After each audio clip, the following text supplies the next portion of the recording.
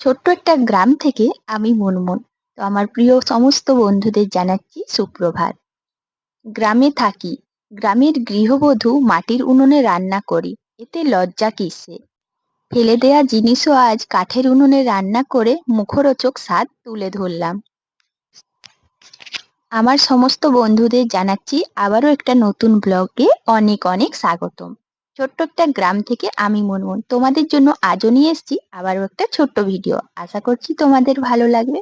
তো বন্ধুরা, যে বা যারা আমার ভিডিওটা দেখছো নিশ্চয়ই ভালো আছো। আগামী দিনেও ভালো থাকো, সুস্থ থাকো। আর আমিও খুব ভালো আছি। তো দেখো, আজকে সকাল থেকে যা যা কাজকর্ম করেছি সেগুলো আর শেয়ার করছি না। আর ওই যে অনেকগুলো জামা কাপড় ছিল, বিশেষ করে স্কুল ড্রেস। তো ছেলের সব স্কুল ড্রেস গুলো কেচে রোদে মেলে দিয়ে এখন চলে এসেছি একটু ছাতুর শরবত খেতে।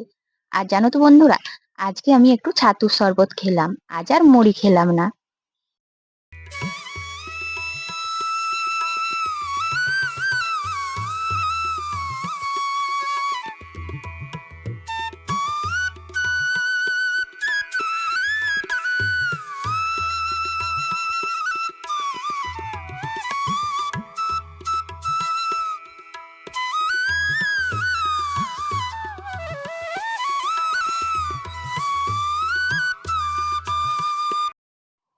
গ্রামের গৃহবধূ উনুনে রান্নাটাই আমরা সবচেয়ে বেশি পছন্দ করি। সত্যি বলতে উনুনের রান্না করা খাবার যদি আমরা খাই না, তার মধ্যে আলাদা স্বাদ পাই। আর সেই রান্না করা খাবার যদি কেউ না খেয়ে থাকে, একবার যদি খায়, তাহলে বুঝতে পারবে যে আমরা গ্যাসে রান্না করা খাবার আর অন্যান্য যাই রান্না করি তার থেকে কাঠের জালে রান্না করা খাবার কিন্তু খেতে অনেক সুস্বাদু। আমি গ্রামের গৃহবধূ আর কাঠের উনুনে রান্না করতে ভীষণ ভালো লাগে। সত্যি বলতে যারা বলে না যে হ্যাঁ, কাঠের উনুনে রান্না করছো, কাঠের উনুনে রান্না করলে অনেক ধোঁয়া লাগে, কালি হয়, তো কালি মাজতে হয়, মানে এই যে বাসনপত্র। তো জানো তো, আমি সবগুলো কাজেই ভালোবেসে করি। আর উনুনে কিছুদিন রান্না করা বন্ধ ছিল বলে জানো তো আমার মনটা একদমই ভালো লাগছিল না। কাঠের জালে রান্না করলে একদিকে যেমন রান্না হয়, একদিকে সবজি কাটি, আবার অন্যান্য কাজকর্মগুলো গুছিয়ে করতে পারি। আর এই কাঠের জালে রান্না করতে করতে না আমার অনেক তাড়াতাড়ি রান্নাটাও হয়ে যায়। এই যে এত ছোটবেলা, তবুও ছোটবেলার দিনে নানান রকম পদ রান্না করে নিই এই উনুনের জালে। তো জানো তো বন্ধুরা, কিছু কিছু মানুষ আছে, যেমন আমাকে কিছুদিন আগে একজন কমেন্ট করেছিল, তোমার বাড়িতে গ্যাস নেই, এই যে উনুনের জালে এত কষ্ট করে রান্না করো। তো কি বলো না, আমি এটা ভালোবেসে করি। গ্যাস যে নেই এরকম না, এখন তো সবার বাড়িতেই গ্যাস থাকে। কিন্তু উনুনে রান্না করলে আমার গ্যাসের খরচটা বেঁচে যায়, যেহেতু আমাদের বাগান রয়েছে আর বাগানে অনেক কাঠ থাকে। তো দেখো বন্ধুরা, যেখানে আমি বিনে পয়সায় কাঠ পাচ্ছি সেখানে আমি কেন গ্যাসের খরচটা করব? আর তাই জানো তো, ভালোবেসে যেহেতু কাজটা করি, মানে এই রান্নাটা, সেই জন্য আমি কাঠের ধোঁয়া বা এই যে এত কালি এগুলোকে আমি কিছুই মনে করি না। খুব ভালোবেসে রান্না করি আর রান্না করতে এতটাই ভালোবাসি, যেখানে ধোঁয়াটা কিছু মনেই হয় না, কালিটাও কিছু মনে হয় না। আর এই কাঠের উনুনে রান্না করা খাবারগুলো না আমরা দেখেছি, যখন আমরা গ্যাসে রান্না করি তার থেকে অনেক ভালো লাগে। আর আমাদের এই গ্রাম্য জীবনযাত্রায় যদি আমরা গ্যাসেই রান্না করি তাহলে উনুনটা কি কাজে লাগবে? আর আমাদের জানো তো, উনুন ছাড়া একদমই ভালো লাগে না। উনুনে রান্না করা খাবার খাওয়া, উনুন লেপা দেওয়া, কড়া হাঁড়ি মাজা, ব্যাস এগুলোই আমাদের গ্রামীণ জীবনযাত্রার একমাত্র স্মৃতি। আর এগুলো যদি আমরা ভুলে যাই তাহলে আমরা কি করে গ্রাম্য জীবনযাত্রার মানুষ? আর সত্যি বলতে কি জানো তো, এই জিনিসগুলো আমরা বজায় রেখেছি, রাখতে চাই, তাই গ্যাস থাকা সত্ত্বেও আমরা কাঠের উনুনে রান্না করি। দেখো, আজকে না নানান রকম পদ নিয়ে বসে গিয়েছি। আর আজকে এত রান্না করছি, তবুও অনেক কম। কি বলো না, কাঠের উনুনে তো খুব তাড়াতাড়ি রান্না হয়, তাই ছোটবেলার দিনে কোনো সমস্যা হয় না। তো আজকে আবার একটা কম, কারণ কি বলতো, ছেলে বলছিল আরো একটা অন্য রান্না করতে। তো আমি বললাম যে না, আজকে আর করব না, কারণ অনেকগুলোই হয়ে গিয়েছে। আর ছোটবেলা যতই উনুনে রান্না করি, অনেকগুলো রান্না করতে যেমন খরচও হয়, তেমন কিন্তু বেলাও অনেকটা যায়। তো দেখো, এখন না আমি রসুনটা ভালো করে ছেঁচে নিলাম। কেন বলো তো, ওই যে আমি শাকটা ভাজবো, আর শাক ভাজার জন্য রসুনটা আমি ছেঁচে নিয়েছি, আর এখন শাকটাও ছুঁকে নিচ্ছি। এই যে গরম গরম শাক ছোঁকাটা, এটা না ভীষণ ভালো লাগে, আর বিশেষ করে শীতকালে।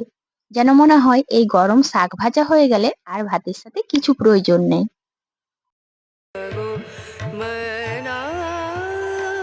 मनानत नाही रे पिया को मना पिया को मना पिया को मना मानत नाही रे।